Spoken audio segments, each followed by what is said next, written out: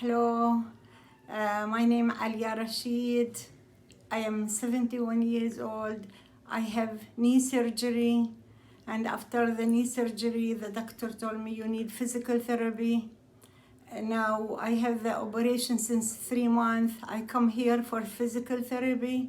I have Mark and Vanessa help me, and thank God they are very, very good.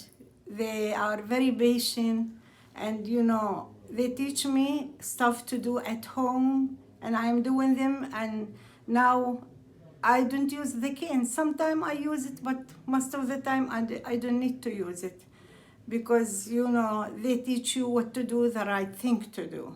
And I recommend anybody who have knee surgery or other problem, who need physical therapy, to come here, because they are excellent people, they are patient, they teach you the right thing. I feel much better after I come here. Okay, thank you very much.